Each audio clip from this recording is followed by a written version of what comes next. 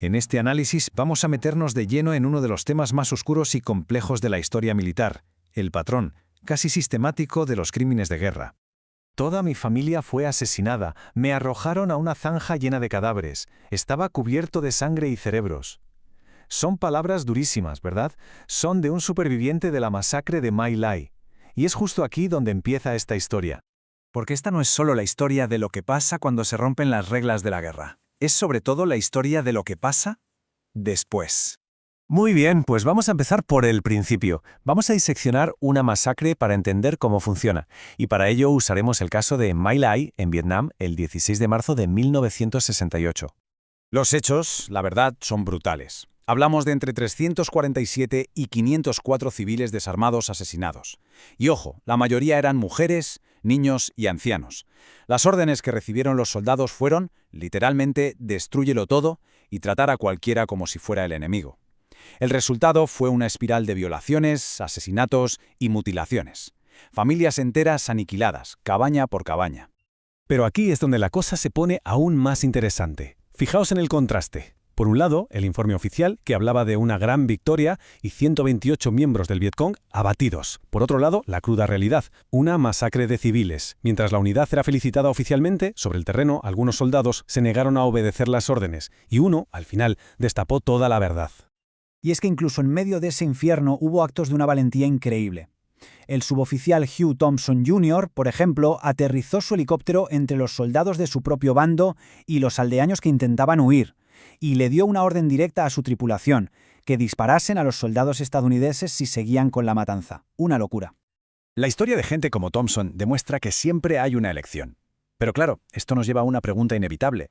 ¿Fue My Lai un caso aislado? ¿Una terrible excepción?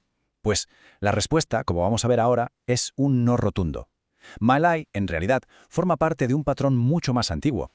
Para que nos hagamos una idea de que esto viene de lejos, viajemos décadas atrás, mucho antes de Vietnam, a 1901. Escuchad esta orden directa de un general estadounidense en Filipinas. Matad a todos los mayores de 10 años. Esto demuestra que las órdenes de masacrar civiles tienen un precedente largo y muy oscuro. Si ponemos los acontecimientos en una línea de tiempo, el patrón es escalofriante. No son casos aislados. Desde la masacre de nativos americanos en Sand Creek en 1864, pasando por Corea en los años 50 hasta llegar a Vietnam, vemos el mismo patrón trágico una y otra vez, en guerras distintas, contra enemigos distintos. Y aquí va otro ejemplo de cómo las cifras oficiales pueden esconder una verdad terrible. Fijaos en este número, 11.000. Esa fue la cifra de enemigos muertos que se reportó en una sola operación en Vietnam. Sobre el papel parece una victoria militar aplastante. Pero, un momento, de esos 11.000 supuestos combatientes enemigos, mirad cuántas armas se recuperaron de los cadáveres. 750. La diferencia no es que sea grande, es que es abismal y muy reveladora. Así que la pregunta es casi obligada, ¿no? ¿Quiénes serán los otros 10.250? La respuesta, aunque no esté escrita, es bastante clara. Miles de civiles desarmados que fueron contados como bajas enemigas. Es que este patrón de deshumanizar al otro, de contar civiles como combatientes, no se limita a las masacres en el fragor de la batalla. A veces se extiende a lugares lejos del frente, donde el abuso deja de ser un acto individual para convertirse en una política autorizada desde arriba. Y aquí es donde entran en juego los famosos memorandos de la tortura. ¿Qué eran? Pues para simplificar, eran una serie de documentos legales que, en esencia, decían que las convenciones de Ginebra no se aplicaban a ciertos detenidos. Y esto, claro, abría la puerta a usar técnicas de interrogatorio mejoradas. Y esos memorandos, esos papeles, tuvieron consecuencias muy reales y terribles. El caso más famoso, sin duda, fue el de la prisión de Abu Ghraib.